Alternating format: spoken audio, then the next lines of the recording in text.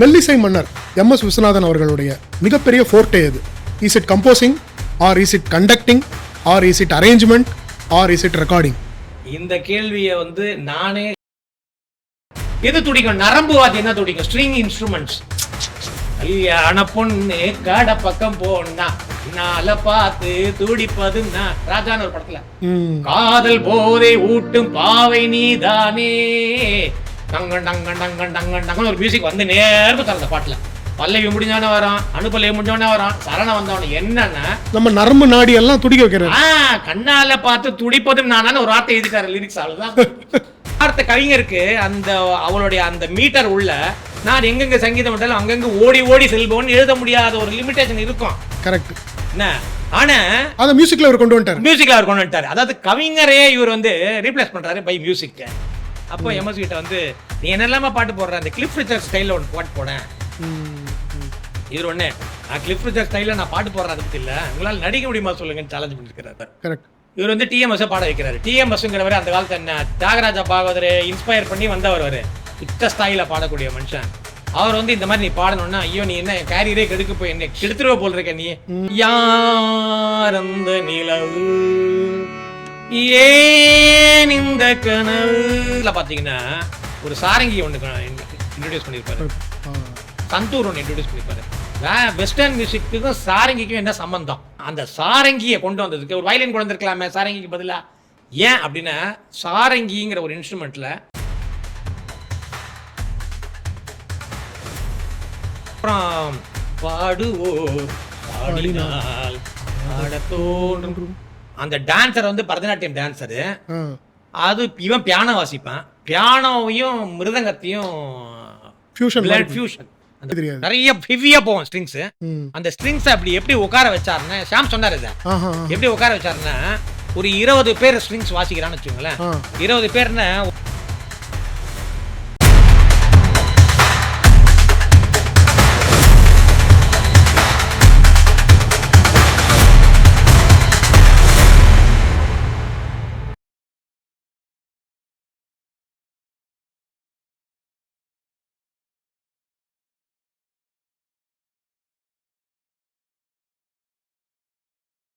Murali sir, என்னோட அடுத்த கேள்வி என்னன்னா, மெல்லிசை மன்னர் எம்.எஸ். விஸ்வநாதன் அவர்களுடைய மிகப்பெரிய ஃபோர்ட்டே எது?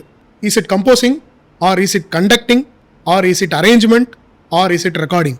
எது அவரோட ஃபோர்ட்டே நீங்க நினைக்கிறீங்க? அஃப்கோர்ஸ் நீங்க கம்போசிங்கை பத்தி பேசுனீங்க. I am also convinced is forte is composing.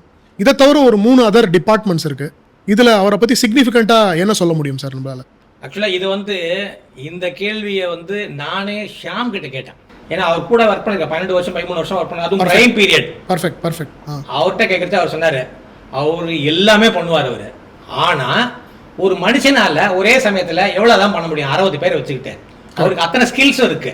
என்ன அந்த ஸ்கில் எல்லாமே ஆக்சுவலா பாத்தீங்கன்னா அவரோட கம்போசிங்ல வரும். இப்போ உதாரணமா கம்போசிங்கிறது இப்ப நம்ம பேசிட்டோம். அரேஞ்ச்மெண்ட் அப்படின்னா என்ன ஜெனரல் அப்படின்னா ஒரு சாங்குக்கு என்னென்ன மாதிரி இன்ஸ்ட்ருமெண்ட்ஸ் எல்லாம் கொண்டு வரணும், அதை எந்த லெவல்ல இங்கே வாசிக்கணுமா இங்கே வாசிக்கணுமா அந்தந்த இன்ஸ்ட்ருமெண்ட்டோடைய கிராஃப்ட்டுக்கு தகுந்த மாதிரி, ப்ளஸ் அந்த சுச்சுவேஷன் அந்த மூடு இதெல்லாம் வச்சு பண்ணுறது தான் அரேஞ்ச்மெண்ட்ஸ். கண்டக்டிங் அப்படிங்கிறது நீங்கள் உட்காந்து அப்புறமா ஒரு ஸ்டூடியோவில் வச்சுட்டு எல்லாரையும் உட்கார வச்சு நீங்கள் நம்ம வெஸ்டர்ன் மியூசிக்லாம் பார்த்தீங்கன்னா அவங்க ஒரு கையில் ஒரு ஸ்டிக்கை வச்சுக்கிட்டு ஒரு மூவ்மெண்ட் பண்ணுவாங்க. நம்ம தமிழ்நாட்டிலலாம் யாரும் கண்டக்டிங்கே பண்ணுறது கிடையாது, சும்மா கையை ஆட்டுறோம், அதெல்லாம் கண்டக்டிங் கிடையாது. அந்த ஸ்டிக்கை வச்சு மூவ் பண்ணுறாங்களா அந்த ஒவ்வொரு சிக்னேச்சருக்கும் நோட் ரெஃபரன்ஸ் இருக்கு. நோட்டை பார்த்தேன் கரெக்ட். அதெல்லாம் இங்கெல்லாம் நம்ம யாரும் பண்றது கிடையாது. ஏன்னா இது ஸ்டூடியோல ரெக்கார்ட் பண்றது வேணா நடுவில் நிறுத்திட்டு கரெக்ட் பண்ணிப்பாங்க. கையை ஆட்டுறது எல்லாம் சிக்னேச்சர்ஸ் தான், தாளத்துல இடத்துல நிறுத்தணும் அது பண்ணுங்கிறது தான்.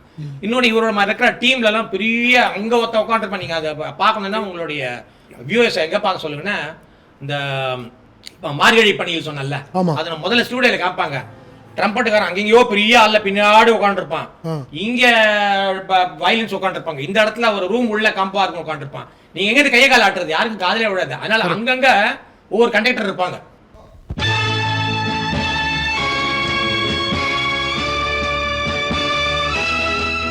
therefore 3-4 conductors are there.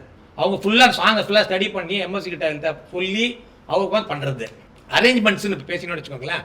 இப்போ அரேஞ்ச்மெண்ட்ஸ் பொறுத்த வரைக்கும் ஒரு சாங்ல எப்படி என்ன இன்ஸ்ட்ருமெண்ட் எப்படி கொண்டு வரணும் அப்படின்னா திருப்பியும் அவர் பார்த்தீங்கன்னா உழைச்சிக்கலாம். அந்த சாங்ல இருக்கிற லிரிக்ஸ், சிச்சுவேஷன் இப்போ உதாரணமா பார்த்துக்கோங்களேன், இப்போ நம்ம மௌனம் பேசினோம், நிலா பேசினோம், காற்றுன்னு எடுத்துக்கோங்க. கரெக்ட். ஒரு காற்று அப்படின்னு ஒரு வார்த்தை வருதுன்னு வச்சுக்கோங்களேன். ஸோ காற்றுனே நீங்க என்ன இன்ஸ்ட்ருமெண்ட்டை யூஸ் பண்ணுவீங்க? எந்த காற்று பேஸ்டு இருக்கு பார்த்தீங்களா? Flute, flute, trumpet. முத்துக்குளிக்க வாரிகளா, முத்துக்குளிக்க வாரிகளா, மூச்சை அடக்க வாரிகளா, இந்த பாட்டு இருக்குல்ல, ரொம்ப ஃபேமஸான பாட்டு. கரெக்ட். இந்த பாட்டுல ஃபர்ஸ்ட் எடுத்த உடனே லைன் என்ன? முத்துக்குளிக்க வாரிகளா, மூச்சை அடக்க வாரிகளா. ஃபர்ஸ்ட் எடுத்த உடனே ஸ்டார்டிங்கே இல்ல, ஃப்ளூட்ல வாசி வச்சிருப்பாரு.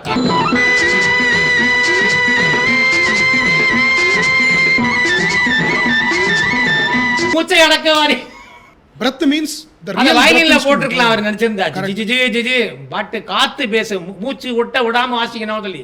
அதுக்கப்புறம் டாரரட் டாரரட், ஏன்னா முத்து குளிக்க ஒரு டைவ் அடிக்கிற மாதிரி ஃபீலிங் கொடுக்குறாரு பாருங்க. பியூட்டிஃபுல். டாரரட் டாரரட்.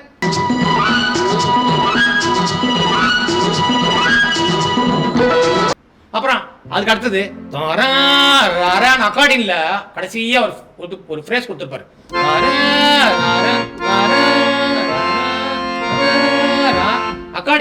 அக்கார்டிங்கிறது என்ன? காத்து இன்ஸ்ட்ருமெண்ட் தான். பெல்லோஸ்ல பிரஸ் பண்ணினா காத்து வரும்.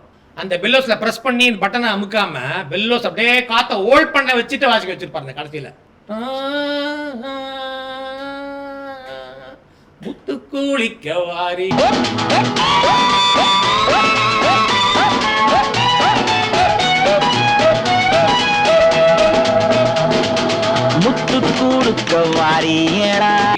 சோ ஒரு பாட்டுல என்ன இன்ஸ்ட்ருமெண்ட் வேணுங்கிறதுக்கு இந்த லிரிக்ஸ்ல இருக்கக்கூடிய ஒரு வார்த்தை அவருக்கு ஒரு இன்ஸ்பிரேஷன்.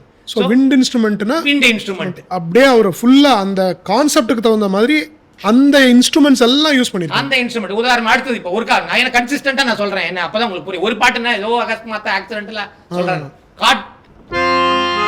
காற்று வாங்க போனேன், ஒரு கவிதை வாங்கி வந்தேன், ஃபுல் அக்கார்டிங் அந்த பாட்டுல.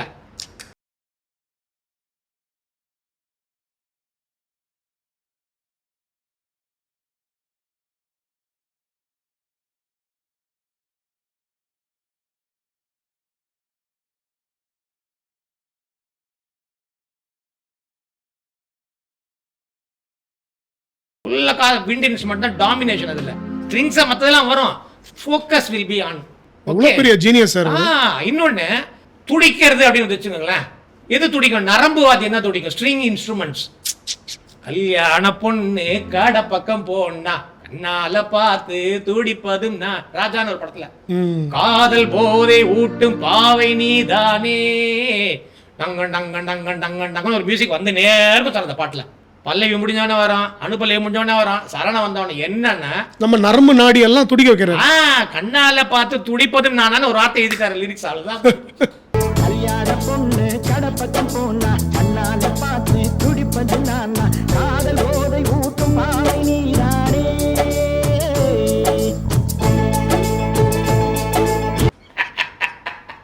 இந்த பாட்டெல்லாம் நீங்க கேட்க சொல்லுங்க, கண்டிப்பா அந்த கோரிலேஷன் புரியும். கண்டிப்பா கண்டிப்பா. ஓகேவா? சரி, இதெல்லாம் விட்டுருங்க. இப்படிலாம் வந்து இது ஒரு வார்த்தையில இருந்து புடிச்சிட்டாரு. ஒரு வார்த்தையே இல்லாம ஒரு சிச்சுவேஷன்ல இருந்து பிடிக்கிறது எப்படி? ஒரு சிச்சுவேஷன்ல இருந்து. இப்போ உதாரணமா புதிய பறவை பாட உன்னை ஒன்று கேட்பேன் சாங் எல்லாருக்கும் தெரிஞ்சிருக்கும். எல்லாருக்கும் தெரியும் சார்.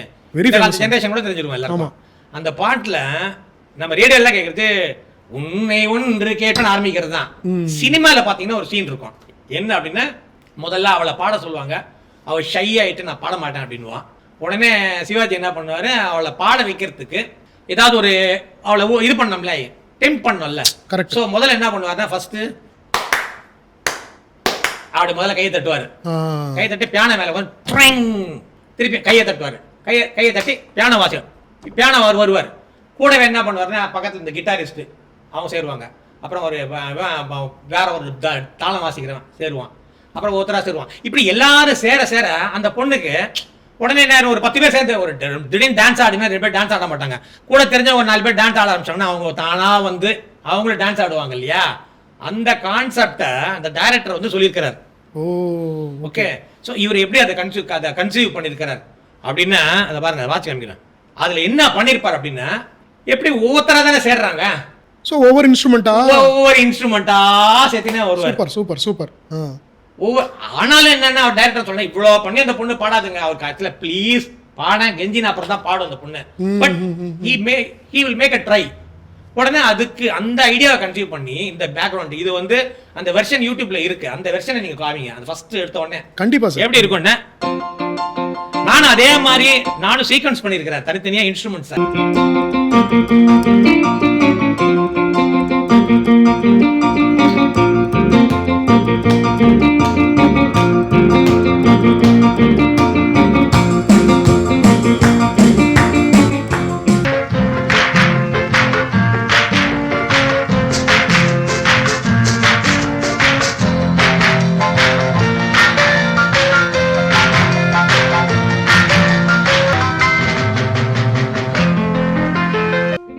Beautiful sir. இது பாடியும் ஆடணும் ப்ளீஸ், அப்புறம் தான் உன்னை ஒன்று. ஸோ அந்த சுச்சுவேஷனை அந்த டைரக்டர் அவர் பிரீஃப் பண்ணலைன்னா ஸோ நேச்சுரலி அவருக்கு வந்து அவராக இமேஜின் பண்ண முடியாது. இந்த சுச்சுவேஷன் டைரக்டர் சொல்லியிருக்காரு இப்படி தான் ஃபிலிம் பண்ண போகிறோம், அந்த இன்புட்டு இவருக்கு இந்த மாதிரி பேக்ரவுண்ட் பண்ணுறதுக்கு இது. இதே மாதிரி இன்னொரு பாட்டு இருக்கு, இது வந்து சுச்சுவேஷன். இதே மாதிரி இன்னொரு பாட்டுலையும் தனித்தனியாக இன்ஸ்ட்ருமெண்ட் ஒன்றுனா ஆரம்பிக்கும். ஃபர்ஸ்ட் எடுத்த உடனே அது எம்ஜிஆர் பாட்டு. அதில் வந்து முதல்ல ஒரு ட்ரம்பட் எம்ஜிஆர் தனியாக ஊதுவார். அதுக்கப்புறம் தகடக் தகடக் அப்படின்னு சொல்லிட்டு ஒரு தாளம் வாத்தியத்தில் தனியாக வாசிப்பார். அதுக்கப்புறம் தனியாக 2 பொண்ணு சேரும், அதில் ஒரு 2 இன்ஸ்ட்ருமெண்ட் சேரும். அதுக்கப்புறம் 2 இன்ஸ்ட்ருமெண்ட் சேரும். 5 நிமிஷம் பாட்டில் ஒரு நிமிஷம் 30 செகண்ட் வரைக்கும் ஒவ்வொரு இன்ஸ்ட்ருமெண்ட்டாக சேர்த்து கடைசியில் போட்டு தத்தன் எம்ஜிஆர் கால் அப்படியே டான்ஸ்லாம் ஆட வச்சு ட்ரம்மர்லாம் கொடுத்து போட்டு முடிச்சுட்டு அப்புறம் பாட்டு எடுப்பார். அது என்ன பாட்டு தெரியுமா? ஒருவர் ஒருவராய் பிறந்தோம், இருவர் இருவராய் இணைந்தோம். இந்த 2 லைனு தான் அவருக்கு. ஒவ்வொரு இன்ஸ்ட்ருமெண்டா முதல்ல ஒரு இன்ஸ்ட்ருமெண்ட் கூட அது 2 இன்ஸ்ட்ருமெண்ட் சேர்ப்பேன், அடுத்து ஒரு அப்புறம் 2 இன்ஸ்ட்ருமெண்ட், அப்புறம் 1 இன்ஸ்ட்ருமெண்ட், அப்படியே கொண்டு போய் பில்டப் பண்ணி. ஸோ இங்க வந்து டைரக்டர் வந்து அதெல்லாம் சொல்லல, நாங்க இந்த மாதிரி ஒரு ஆளை சேர்க்க போறோம், அது ஒரு கிளப்ல பாடுறது. ஆனா இந்த வார்த்தை இருக்குல்ல, இந்த ஒரு வார்த்தையில இருந்து அவருக்கு அந்த இமேஜினேஷன். ஒரு லிரிக்ஸ் எழுதுறவர் சார் இந்த மாதிரி எழுதியிருக்கிறேன், இந்த மாதிரி நீங்க கம்போஸ் பண்ணீங்க ரெக்கார்டிங் பண்ற சமயத்துல நீங்க இது மாதிரிலாம் வந்து ஒரு இன்ஸ்ட்ருமெண்ட் சேருங்கன்னு ஒரு வாலியோ கண்ணதாசனுக்கோ சொல்ல முடியுமா? அவங்க எழுதிட்டு போயிட்டாங்க. கரெக்ட். இவர் அதை டீகோட் பண்றாரு. அது பியூட்டிஃபுல் சார், பியூட்டிஃபுல். ஆனா நிறைய பேர் என்ன நினைச்சிட்டு இருக்காங்கன்னா என்ன எழுதுறாங்களோ அதுதான் ஒரு இசையமைப்பாளர் இசையமைப்பாருன்னு.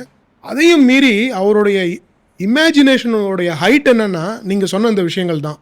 அந்த சிச்சுவேஷன்ல if air demands he has used air instrument, string instrument எங்க யூஸ் பண்ணணும், எக்ஸாக்ட்லி இந்த மாதிரி அதுக்கு ஒரு கிராமரே அவர் கிரியேட் பண்ணிருக்காரு. அதோட அந்த இன்ஸ்ட்ருமெண்டோட அதோட லிமிட்டேஷன்ஸ் அவருக்கு தெரியும். உதாரணமா பிராஸ்னா ஒரு பர்టిక్యులர் ஆக்டேவ்க்கு மேல பிராஸ் கேட்சுனா கீச்சுன்னு கேட்கும். கரெக்ட். அந்த பிராட்ஸ் நோட்ஸ் அப்படி தான் கொடுத்திருப்பாரு. அதே மாதிரி ட்ராம்போன்னா பேஸ்ல தான் கேட்கணும்.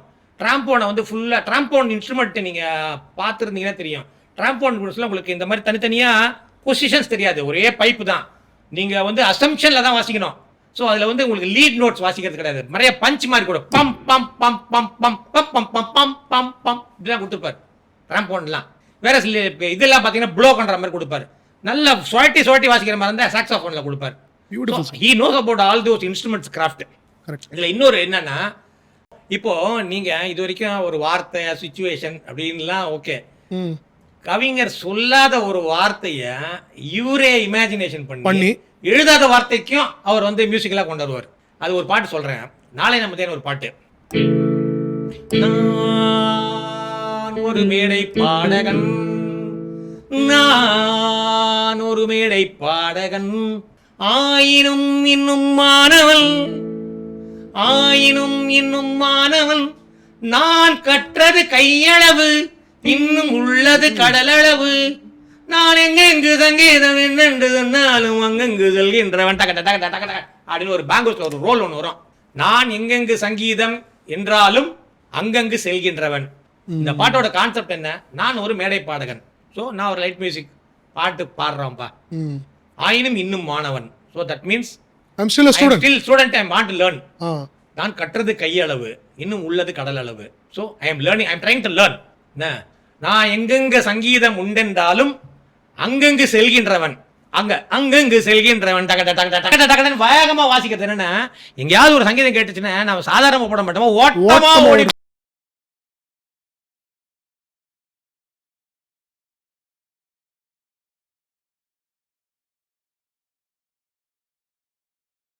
கவிஞருக்கு அந்த அவளுடைய அந்த மீட்டர் உள்ள நான் எங்கெங்க சங்கீதம் விட்டாலும் அங்கங்க ஓடி ஓடி செல்பவன் எழுத முடியாத ஒரு லிமிடேஷன் இருக்கும்.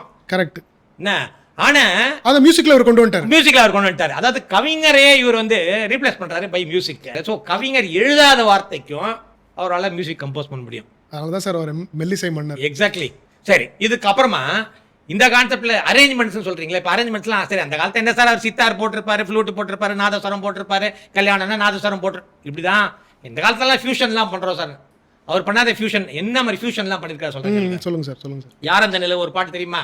தெரியும் சார். அது வந்து அந்த பாட்டு எப்படி உருவாச்சு அப்படிங்கிறதுக்கு ஒரு ஸ்டோரி இருக்கு. அது எல்லாருக்கும் தெரிஞ்சிருக்கும். பட் இந்த நியூ ஜெனரேஷன் ஜெனரேஷனுக்கு தெரியணும்னா சொல்லலாம். அதாவது கிளிஃப் ரிச்சர்ட்ஸ் அப்படின்னு சொல்லிட்டு ஒரு வெஸ்டர்ன் சிங்கர், அவரே கம்போசர் கம் சிங்கர். அவர் வந்து பேசிக்கா அவரோட ஸ்ட்ரென்த் என்னன்னா அவர் கையில கிட்டாரை வச்சுக்கிட்டே கிட்டாரை வாசிக்கிட்டே பாடுவார். ஓகே.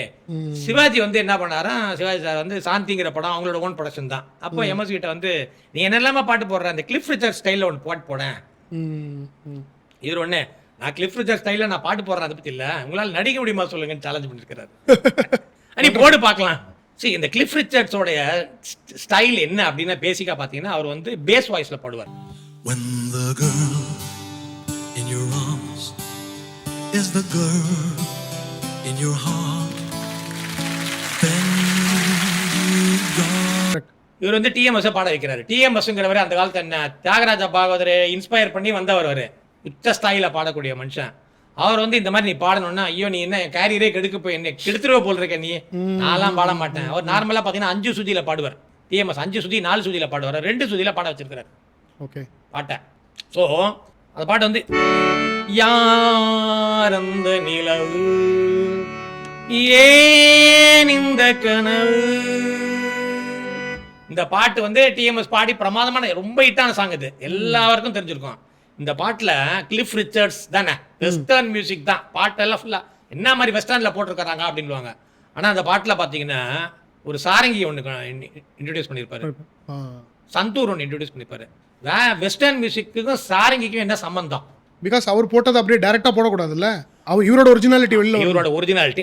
அதை விட முக்கியம் அந்த சாரங்கியை கொண்டு வந்ததுக்கு ஒரு வயலின் கொண்டு வந்திருக்கலாமே சாரங்கிக்கு பதிலாக.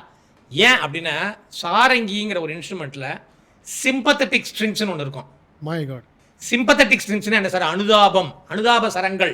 அந்த கேரக்டர் என்னன்னா கிளிஃப் ரிச்சர்ட்ஸ் மாதிரி பாடினாலும் அந்த சிச்சுவேஷன் வந்து யார் அந்த நிலவு ஏன் இந்த கனவு ஐயோ தெய்வமே இப்படிலாம் பாட்டு பாடுறான். அந்த சிம்பத்தியை கொண்டு வர்றாரு. அவன் தவிச்சு சிச்சுவேஷனை தவிச்சு பாடுறான். கிளிஃப் ரிச்சர்ட்ஸ் மாதிரி பாடினாலும் அந்த அனுதாபம் அவ்வளோ பரிதாபமா பாடுறான் பாங்கிற அந்த கான்செப்டை கொண்டு பாட்டில் சந்தூர் அண்ட் சாரங்கி பேக்ரவுண்ட்லேயே வரும். அப்படியே இந்துஸ்தானி ஃப்ரேசஸ் அது எங்கே கிளிஃப் ரிச்சர்ட்ஸ்ல இருக்கும். பர்ஃபெக்ட். பாடுவோர் பாடினால் ஆட தோன்றும். அந்த டான்சர் வந்து பரதநாட்டியம் டான்சரு. அது இவன் பியானோ வாசிப்பான். பியானோவையும் மிருதங்கத்தையும் ஃபியூஷன் அந்த பாட்டு. அப்புறம் இன்னொரு பாட்டு அண்ணன் என்னடா தம்பி என்னடா அவசரமான. அவன் வந்து அந்த படம் பழனி அதில் சிவாஜி நடிக்கிறது வந்து கிராமத்தான். அந்த கிராமத்தான் வந்து சிட்டிக்கு வருவான். அவன் கிராமத்தாங்கிறதுல துந்துனா துந்துனா ஓயிட்டு இருக்கும் கிராமத்தாங்கிறதால. ஆனா சிட்டியில் இருக்கிறனால மேல பியானோவில் வேம்பிங் ஓயிட்டு இருக்கும். What an imagination. இந்த மாதிரிலாம் பண்ணிருக்கிறா சார் ஃபியூஷன். சித்தார் இது கிட்டாரோட சந்தூர் மீனே மீனே மீனம்மா மீனே மீனே மீனம்மா என் கடமை ஒரு படம். அதுல என்னன்னா அந்த பாட்டுல வந்து பேக்ரவுண்ட் தாடாடாடா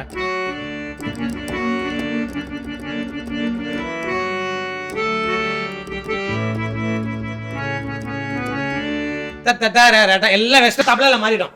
பியூட்டிஃபுல். ஸோ அவருடைய கான்செப்ட் நீங்க பாத்தீங்கன்னா எத்தனையோ எந்த இன்ஸ்ட்ருமெண்ட் எது வேணா சேர்ப்பார் அவர். வெஸ்டர்ன் இன்ஸ்ட்ருமெண்டோட இந்துஸ்தானியோட ஃபோக்கோட எது வேணா சேர்ப்பார். சுச்சுவேஷன்ஸ் டிமாண்ட் பண்ணணும். சுச்சுவேஷன் நிறைய டிமாண்ட் பண்ணியிருக்கு, அவர் பண்ணிட்டார். So this is about arrangement. இந்த பவுண்டரிஸ் எல்லாம் பிரீச் பண்ணி எங்கேயோ அந்த காலத்திலே பண்ணிட்டாரு. எக்ஸாக்ட்லி. ஸோ இதுக்கு அடுத்தது சார் நம்ம மெல்லிசை மன்னர் இவ்வளோ பண்ணிருக்காரு சார். ஆனால் நிறைய பேர் வந்து அந்த பாட்டை பற்றி தான் பேசுகிறாங்களே தவிர அவருடைய இசையை பற்றி பேசாததுக்கு இப்போ நீங்கள் சொன்ன ரீசன்ஸ் தான் காரணமா சார்? அந்த சிச்சுவேஷன் டிமாண்ட் பண்ணி போட்டார். He never try to dominate with his music. That is actually one of the that is actually the one of the that is the main reason. Sir அடுத்தது நீங்கள் மெல்லிசை மன்னன் MSV அவர்களுடைய கண்டக்டிங்கை பற்றி சொல்லுங்கள் சார். சார் கண்டக்டிங் பொறுத்த வரைக்கும் நான் சொன்ன மாதிரி இப்போ நான் ஷாம் சொன்னார் சொல்லிட்டேன், அவருக்கு எல்லாமே தெரியும்னு. பட் அவருடைய அந்த ஒரு ஆஸ்பெக்டை பொறுத்த வரைக்கும் பார்த்தீங்கன்னா கண்டக்டிங்னா அவர் உட்காந்து டேரெக்டாக கண்டக்ட் பண்ண முடியாது, அவர் பண்ண மாட்டார். ரெக்கார்டிங்கில் வந்து அவர் எப்போதுமே பார்த்தீங்கன்னா கண்ட்ரோலில் தான் உட்காந்துருப்பார். ஏன்னா அவருக்கு வந்து எல்லாம் கலந்து வர அவுட்புட் இருக்கு பார்த்தீங்களா, அவர் கையில் ஹெட்ஃபோன் போட்டு கேட்டுன்னு இருப்பார், பேலன்சிங்கில் இருப்பார். ஸோ கண்டக்டிங் நார்மலாக பார்த்தா அவர் வேற ஒருத்தர் தான் பண்ணுவாங்க. ஸோ 3-4 people will do அவரோட அசிஸ்டன்ஸ். பட் ஏதாவது ஒரு அவங்க சரியா பண்ணலன்னா தென் he will go to the floor. ஆனால் நீங்கள் பார்த்தீங்கன்னா நம்ம நிறைய தடவை வந்து நடையா நடப்பார் அவர், ரூமுக்கும் அதுக்கும் நடந்து பண்ணியிருக்கிறது தான் அவர். பட் கண்டக்டிங் அவருக்கு தெரியும், அவரால் கண்டக்ட் பண்ண முடியும். பட் சினிமா மியூசிக்கில் இன்னைக்கு எந்த மியூசிக் டைரக்டரும் சொல்லலாம், அவங்க யாரும் கண்டக்டிங்லாம் உட்காந்து பண்ணிட்டு இருக்க மாட்டாங்க. அவங்க உட்காந்து ஸ்டூடியோவில் உள்ள கன்சோலில் உட்காந்து அவங்க பண்ணுறது தான். கண்டக்டர்ஸ்ங்கிறது அவங்களோட அசிஸ்டன்ஸ் தான் ஜென்ரலாக பண்ணுவாங்க. But he knows about conducting. Okay, let's discuss about recording sir. Recording சொல்லுங்கள். ரெக்கார்டிங்னு சொன்னீங்கன்னா இப்போ எம்எஸ்சியை பொறுத்த வரைக்கும் அவரோட காலம் இருக்குல்ல, அவரோட காலம் வந்து மோனோ ரெக்கார்டிங், ரேடியோவில் கேட்டிருக்கோம், ஒரு ஸ்பீக்கரில் தான் வரும். ஓகே, இன்னைக்கு வந்து பாத்தீங்கன்னா உங்களுக்கு 5.1 7.1 வந்துருச்சு, எல்லாமே வந்துச்சு, டிடிஎஸ் வந்துருச்சு. உங்களுக்கு அந்த காலத்துல 4 சேனல் தான், மொத்தம் 4 சேனல்ஸ். நீங்க நான் சொன்ன மாதிரி 3 பாட்டு எம்எஸ்சியோட பாட்டு ஒரிஜினல் ரெக்கார்டிங் ஸ்டுடியோல என்ன நடக்கிறதோ அதை நம்மளால விஷுவலா பார்க்க முடியும். 3 பாட்டு பார்க்க சொல்லுங்க, அவளுக்கு என்ன அழகிய முகம், கொஞ்ச நேரம் தெரியும் ஸ்டுடியோல என்ன நடக்கிறதுன்னு. அப்புறம் வந்து மார்கழி பணியில், இன்னொன்று வந்து மிஸ்டர் சம்பத் ஒரு படத்தில் ஆரம்பம் யாரிடம் உன்னிடம் தான், அந்த பாட்டுலையும் எம்எஸ்சியோட ஆர்கெஸ்ட்ரா பீப்புள் கண்டக்ட் இது உள்ள அந்த ரூமு கன்சோல் இதெல்லாம் காமிப்பாங்க. ரெடியா? ஓ எஸ், நான் எப்பவே ரெடி. நீங்க வந்து பேசிட்டீங்க, நான் வெயிட் பண்ணிட்டு இருக்கேன். Ready. Hello please everybody ready sir? ரெடினா? Running. Song number 1, take number 1. இதெல்லாம் பார்த்தா தெரிஞ்சிடும் அந்த காலத்துல என்ன இன்ஸ்ட்ருமெண்ட் அவங்க வச்சிருக்காங்க அப்படின்னு. கரெக்ட். 4 ட்ராக் தான். இத வச்சு மேஜிக் 4 ட்ராக்ல ஒரு ட்ராக் சிங்கர் கொடுத்தாகணும். 65லேருந்து 70 இன்ஸ்ட்ருமெண்ட் நார்மல் டேல அவர் யூஸ் பண்ணுவார். அவ்வளோ இன்ஸ்ட்ருமெண்ட்டுக்கு அப்போ பாக்கி 3 மைக்கு தான் போயாகணும். அதில் 1 ரிதம்க்கு இருந்தாகணும், பாக்கி 2 பிரித்து, 1 வயலின் செக்ஷனுக்கு, இன்னொன்று வந்து கொண்ட பின்னாடி பிராஸு, இவங்களெல்லாம் போட்டு மொத்தமாக நீ உட்காந்து அந்த படம் பார்த்தாலே தெரியும். பாட்டில் அந்த படம் தெரியும், படம் பார்த்தாலே எப்படி உட்கார வச்சிருக்கிறாங்கன்னு தெரியும். இன்னொன்று இதில் வந்து என்னன்னா அந்த ரெக்கார்டிங் இன்ஜினியருடைய பங்கு ரொம்ப முக்கியம். எப்படி யாரை எங்க உட்காரணும், சம்பத்துக்கிட்ட நான் பேசினேன்னு சொல்லியிருந்தேன் உங்ககிட்ட. என்ன சொல்லுவாருன்னா, உட்காந்து ரெக்கார்ட் பண்ண சமயத்தில் என்ன பண்ணுவாராம், வட்டம் போட்டுருவாராம். இந்த இடத்துல தான் நீ உட்காரணும், சேருக்கு நீ சேர் இந்த இடத்துல பிளேஸ் பண்ணிட்டு வட்டம் போட்டுருவாராம். இந்த இடத்த தாண்டி வரக்கூடாது. ஃப்ளூட்னா நீங்க தான் உட்காரணும், ட்ரம்பட்னா நீங்க தான் உட்காரணும், எல்லாம் வட்டம் போட்டுருவாராம். ஏன்னா அந்த மைக்ல எந்த இன்ஸ்ட்ருமெண்டோடைய டெசிபல் எவ்வளவு கேப்சர் ஆகும்ங்கிறது அவருக்கு அந்த சயின்ஸ் தெரியும். he knows that science. Exactly. So அத தாண்டி வந்துட்டா செல்சுமே வந்து திட்டுவாராம், பண்ணாத அப்படின்னு. ஆனா இதெல்லாம் தாண்டி எம்எஸ்சியோட அந்த காலத்துல இருக்கக்கூடிய ஒரு ஆர்கெஸ்ட்ரேஷன் ஒன்று இருக்குல்ல, ஆர்கெஸ்ட்ரேஷன் அவர் அந்த காலத்துல இந்த கெப்பாசிட்டி இருக்குல்ல, லிமிடேஷன், இந்த லிமிடேஷன் உள்ள என்ன பெஸ்டா கொண்டு, ஏன்னா உங்களுக்கு பேஸ் கிட்டார்ங்கிறது அந்த காலத்துல கிடையாது. ஏன்னா நான் சொன்னது எலக்ட்ரிக்ங்கிறதே 1965ல தான் வந்தது. பேஸ் கிட்டார்லாம் 80ஸ்ல தான் வந்தது. ஃபிலிம் மியூசிக்ல அந்த காலத்துல பேஸ் டபுள் பேஸ்னு வச்சிருப்பாங்க, இவ்வளோ பெரிய வயலின் ஒன்று இருக்கும், அறையில வச்சுட்டு இப்படி வாசிப்பான். அதோட கொஞ்சம் சின்ன, அதோட கொஞ்சம் சின்னதா ஒரு வயலின், அது செல்லோன்னு பேரு, அது பவு போட்டு வாசிப்பான். அதோட சின்னதா இருக்கிறது தான் வயலின்ஸ், அதோட viola. So violin, viola, cello, double bass, இதெல்லாம் ஒரு இன்ஸ்ட்ருமெண்ட்ஸ். அதே மாதிரி பிராஸ்ல trumpet, trombone, saxophone and clarinet, இதெல்லாம் வந்து விண்ட் இன்ஸ்ட்ருமெண்ட்ஸ். ஸோ இதுக்கு எல்லாத்துக்குமே இந்த டபுள் பேஸுக்குள்ள பும் பும் பும் பும் கேட்கும். இந்த சவுண்ட் எல்லாம் உங்களுக்கு பிக்கப் ஆகணும்ல, அதுக்கு மேலே நீங்கள் போய் தபலாவை தொடன்னு அடிச்சிங்கன்னா, இல்லை ஒரு ட்ரம்மரை தொடன்னு அடிச்சிங்கன்னு வச்சுக்கோங்களேன், இந்த சவுண்ட் எல்லாம் சப்ரஸ் ஆகிடும். அதனால பேக்ரவுண்ட் ஸ்கோர் என்ன பண்ணுவார்னா 2ஆக பிரிப்பார். ஒன்று ரிதம் இல்லாமல் வெறும் கிட்டார் கார்ட்ஸ் ஒண்டி ஓடிட்டு இருக்கும், மரக்காஸ்.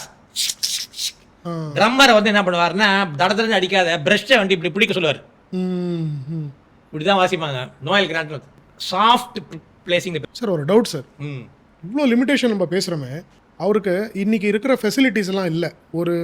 ஒரு பேஸை வந்து ஒரு பர்டிகுலர் பொசிஷனில் உட்காத்தி வச்சாகணும், விண்ட் இன்ஸ்ட்ருமெண்ட் ஒரு இடத்துல உட்காந்து வைக்கணும், மறுபடியும் அது ரெக்கர் ஆகுதுன்னு வச்சுக்கோங்க, where something needs to take a priority. ஆமா, ஈ cannot மூவ் இன்ஸ்டன்ட்லி இல்லையா?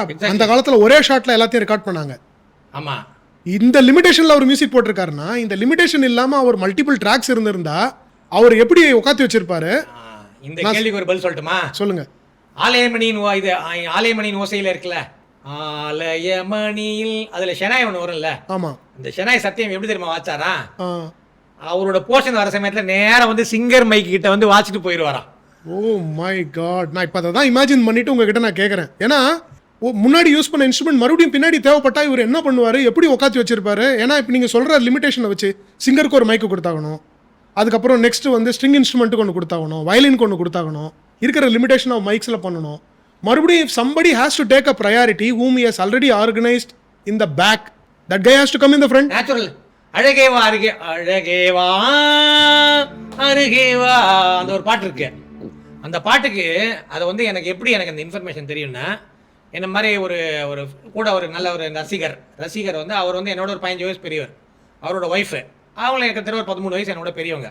அவங்க வந்து இந்த ஒரிஜினல் ரெக்கார்டிங்கை பார்த்துருக்காங்க. 1964 ஆண்டவன் கட்டளை இது படம் வர சமயத்தில் அவங்க ஒரிஜினல் ரெக்கார்டிங்கில் ஒரிஜினலாக பார்த்தாங்க. அப்போ வந்து அவங்களுக்கு 8 வயசு தான். அவங்க நான் அவங்கள்ட்ட கேட்டேன், சரி அவங்களுக்கு பார்த்த அனுபவம் என்ன இருந்தது அப்படின்னு. அவங்க சொன்னாங்க, எனக்கு ஒரே ஒரு அனுபவம் தான் இருந்தது. என்னன்னா, சுசிலா அம்மா பாடுறச்ச சுசிலா அம்மா மைக்கு, சுசிலா அம்மா பாடி முடிச்ச உடனே பேக்ரவுண்ட் வந்த உடனே மைக்கு அப்படியே திரும்பி வயலன்ஸ் பக்கம் திருப்பிட்டாங்களாம். ஓ, ஏன்னா ஹெவி வயலன்ஸ். அவங்க ஏற்கனவே ஒரு மைக் வச்சிருந்தாங்களாம். Because of the track limitation. So இதெல்லாம் வந்து அவங்களுக்கு அதை பற்றி தெரியல. ஆனால் நம்ம அனலைஸ் பண்ணுறச்சு தான் இப்போ இந்த லிமிட்டேஷனை இன்னொன்று எப்படி அவர் சொல்லியிருக்கிறாரு. இது ஷாம் சொன்னார். அந்த இதில் வந்து பாவ மன்னிப்பில் ஒரு பாட்டு வரும், வந்த நாள் இந்த நாள் வானம் மாற, டிஎம்எஸோட பாட்டு ஒன்று ஃபேமஸ். அதுல இன்னொரு வெர்ஷன் இருக்கு, ஜிகே வெங்கடேஷ் அவருடைய அசிஸ்டன்ட் பாடுனது.